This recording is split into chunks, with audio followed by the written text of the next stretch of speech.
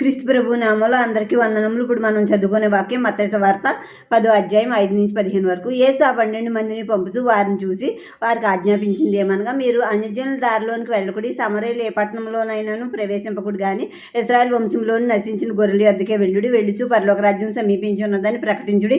రోగులను స్వస్థపరచుడి, చనిపోయిన వారిని లేపుడి, కుష్ఠరోగులను శుద్ధులుగా చేయుడి, దెయ్యములను వెళ్ళగొట్టుడి, ఉచితంగా పొందుతురు, ఉచితంగా ఇయుడి.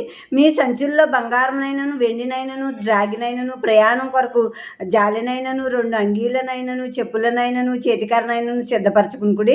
పనివాడు తన ఆహారమునకు పాత్రుడు కాడా? మరియు మీరు ఏ పట్టణంలోనైనాను గ్రామంలోనైనా ప్రవేశించినప్పుడు అందులో ఎవడు యోగ్యుడో విచారణ చేసి అక్కడి నుండి వెళ్ళి వరకు అతని ఇంటనే బస చేయుడి. ఆ ఇంటిలో ప్రవేశించుచు ఇంటి వారికి శుభమని చెప్పుడి. ఆ ఇల్లు యోగ్యమైంది అయితే మీ సమాధానం దాని మీదకి వచ్చును, అది అయోగ్యమైంది అయితే మీ సమాధానం మీకు తిరిగి వచ్చును. ఎవడైనా మిమ్మల్ని చేర్చుకొనక మీ మాటలు వినకుండి నెడల మీరు ఆ ఇంటినైనను ఆ పట్టణంనైనా విడిచిపోయినప్పుడు మీ పాదధూళి దులిపివేయుడి. విమర్శ దినమందు ఆ పట్టణపు గతి కంటే సొదొమ గొమొర్రా ప్రదేశముల గతి వారవదగుందై ఉండునని నిశ్చయముగా మీతో చెప్తున్నాను.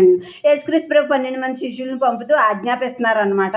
మీరు వెళ్ళి రోగులను స్వస్థపరచండి, డబ్బులు వెండి బంగారం పట్టుకుని వెళ్ళకండి. మీరు స్వార్థ ఎక్కడ ప్రకటిస్తారో, ఎవరు యోగ్యులని తెలుస్తారో వాళ్ళ ఇంట్లో ఉండి ఆ ఊరు స్వార్థ అంతా ప్రకటించేదాకా ఆ ఇంట్లోనే ఉండండి. కానీ ఇశ్రాయేలీల దగ్గరికే మీరు వెళ్ళండి అన్నారు. అంటే వారు ఇశ్రాయేల్, యేసుక్రీస్తు ప్రభు ఇశ్రాయేల్లో పుట్టిన వారు, ఆ శిష్యులు కూడా ఇశ్రాయేల్. ముందు మీ ఇంటిని చక్కబెట్టుకోండి అన్నారు. తర్వాత మార్కు 16వ అధ్యాయంలో 15 వచనంలో అయితే సర్వసృష్టికి సర్వలోకానికి వెళ్ళి సువార్త ప్రకటించండి అన్నారు. అంటే ఇక్కడ ముందు మీ ఇంటిని చక్కబెట్టుకొని తర్వాత సర్వలోకానికి వెళ్ళండి అని యేసుక్రీస్తు ప్రభు వారికి తర్వాత బోధించారనమాట. ముందు మన ఇంటిని దేవుని దగ్గరికి నడిపించుకుని మన ఇంటిని చక్కబెట్టుకుని మన ఇంటి వారు అందరూ దేవుని కొరకు సర్వలోకానికి వెళ్ళి సువార్త ప్రకటించవచ్చు. కనుక యోగ్యులైన వారి ఇంటికి వెళ్ళి బస్ చేయండి, అక్కడే ఉండి సువార్త ప్రకటించండి. అడుక్కునే వాళ్ళకి ఇంటింటికి తిరుగుతా తినకండి, ఒక్కచోటే ఉండండి. అది యోగ్యుడైతే శుభమని చెప్పండి, ఆ దీవెన అతనికి వెళ్తుంది. యోగ్యం కాకపోతే అది ఈవెన్ తిరిగి వచ్చేస్తుంది.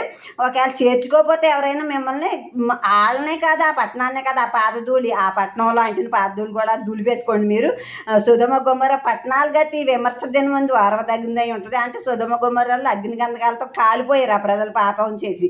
కానీ వారికి సువార్త ప్రకటింపబడలేదు. వీరికి సువార్త ప్రకటించినా వినకపోతే వీరి గతి భయంకరంగా ఉంటుందని యేసుక్రీస్తు ప్రభు అక్కడ తెలియజెప్పారు.